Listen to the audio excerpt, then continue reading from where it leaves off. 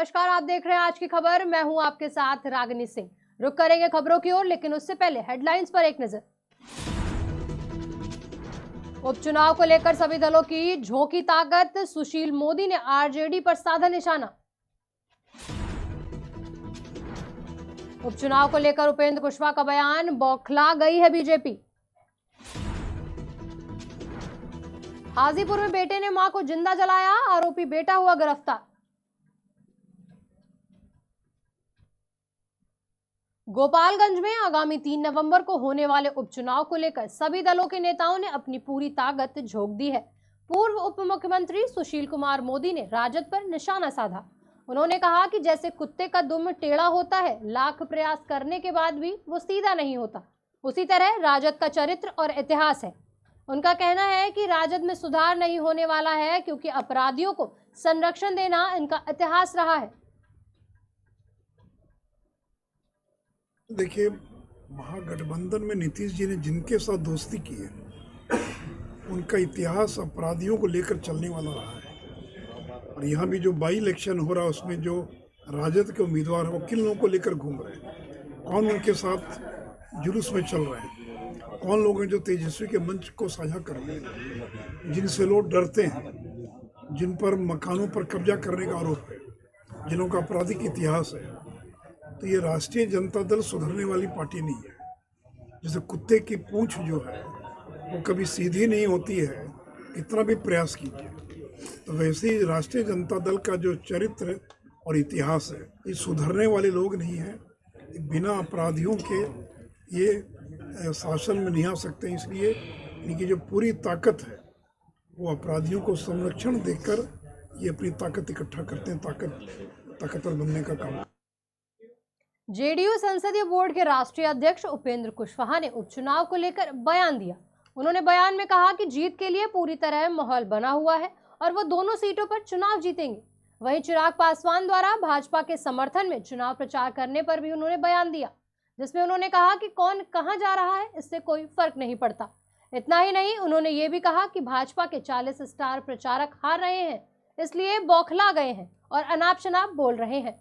माहौल बहुत ही अच्छा है। फाइनल टच देने के लिए हम लोग जा रहे हैं। ज़बरदस्त रूप से गोलबंदी मतदाताओं की दोनों विधानसभा क्षेत्रों में है और भारी बहुमत से महागठबंधन का उम्मीदवार दोनों जगह जीतेगा। अब चिराग पासवान भी सामने खड़े हो गए हैं बीजेपी के लिए, कह रहे हैं कि बीजेपी का कमल खिलेगा दोनों जगह। देखिए, कोई शामिल हो जाए कुछ भी फर्क नहीं पड़ेगा, क्योंकि रवैया बीजेपी का सब लोग समझ चुके हैं, इसलिए कोई फर्क नहीं पड़ेगा। आप जिस दावा कर रहे हैं, सामने बीजेपी ने 40 नेताओं को उतार रखा है कैंपेनिंग के लिए। तो अब मरता क्या न करता, कोशिश कर रहे हैं, लेकिन बिहार के हाजीपुर से एक खौफनाक वारदात सामने आई, जिसमें एक बेटे ने अपनी ही मां पर पेट्रोल छिड़ककर उसे जिंदा जला दिया।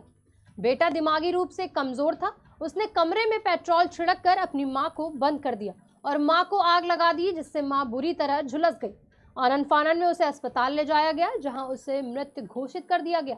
फिलहाल हत्यारे बेटे को पुलिस ने गिरफ्तार कर लिया है। घर में बंद करके मां को जला दिया था, जिंदा जला दिया है। जिंदा जला दिया था।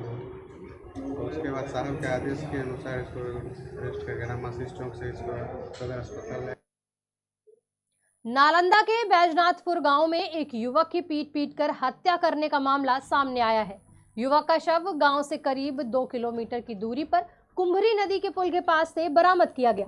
मृतक के पिता ने अपने सगे भाई पर हत्या का आरोप लगाया।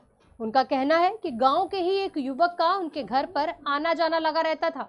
रविवार शाम भी युवक उनके बेटे को बुलाकर अपने साथ ले गया था, जिसके बाद से वो वापस नहीं लौटा। घर से बुला के ले गया? हाँ, घर से बुला के ले। हम लोग खाना खा रहे सब परिवार। कैसे शव कैसे बरामद हुआ? सब बरामद हुआ।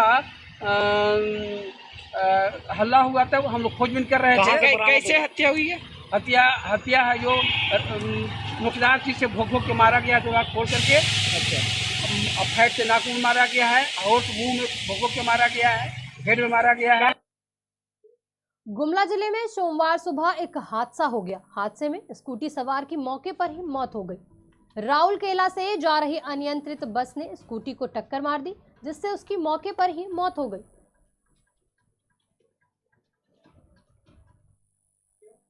झारखंड के गढ़वा जिले में एक ही ट्रेन पर 3 ITI की जिम्मेवारी है। सन 203 में गढ़वा जिले में ITI स्टूडेंट के पढ़ने के लिए इसकी स्थापना की गई थी, लेकिन वर्तमान में तीनों ITI का जिम्मा एक ही ट्रेनर संभाल रहा है, जिससे ITI का उद्देश्य स्टूडेंट को रोजगार देना है। वह करोड़ों रुपए की मशीन खरीदने ट्रेनर की कमी की वजह से जंग खा रही है। इसके लिए कई बार सरकार और जिला प्रशासन को पत्र लिखे गए, लेकिन फिर भी मामले में कोई सुधार नहीं हुआ। और यहाँ पे शिक्षक का भी कुछ प्रॉब्लम है, जो कि यहाँ पे मतलब सही संख्या में नहीं है, कम संख्या में है, जिसकी वजह से अच्छा पढ़ाई नहीं हो पाता है। कम शिक्षक है, फिर भी पढ़ाई हो जाता है, लेकिन यहाँ पे जो मशीन है उसको चलाने के लिए अच्छा ट्रेनर और सही समय से चलाने के लिए यहाँ पे नहीं उपलब्ध है। इस तरह से हम लोग ट्रेनिंग दें कि बच्चे जो है कंपनी में जाके बढ़िया से वो काम कर सकें। मेन उद्देश्य हम लोग का कुशल बनाना ही है। तो आखिर दिक्कत कहाँ हो रही है? दिक्कत हो रही है कि बच्चों का जो ट्रेनिंग जो चलता है, क्योंकि घंटे के हिसाब से है और 6 दिन का ट्रेनिंग है। एक सप्ताह में 6 दिन का ट्रेनिंग होता है और उस 6 दिन में चूँकि दूसरे जगह डिप्टेशन होने के चलते कुछ बच्चों का जो है उस 3 दिन में, जैसे मेरा है तो 3 दिन झगड़ाकार भी है और 3 दिन यहाँ भी है, गढ़वा ITI में भी है, 3 दिन झगड़ा ITI में भी, तो वहाँ जाना पड़ता है। जब वहाँ यदि हम जाते हैं तो 3 दिन में यहाँ बच्चे आके फिर क्या करेंगे, फिर दूसरे के भरोसे रहना पड़ता है, दूसरे जो ट्रेनिंग। दुमका में पर्यटन कला संस्कृति एवं युवा कार्य विभाग की ओर से फिटनेस दौड़ का आयोजन किया गया।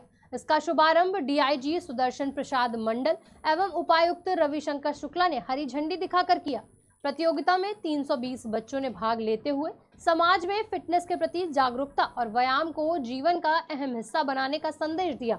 दौड़ का आयोजन इंडोर स्टेडियम से सांसद शिबू सोरेन के आवास तक किया गया। मौके पर जिला खेल पदाधिकारी सहित खेल संघ के सभी पदाधिकारी मौजूद रहे। फिलहाल इस बुलेटिन में इतना ही। तमाम खबरों के लिए देखते रहिए आज की खबर।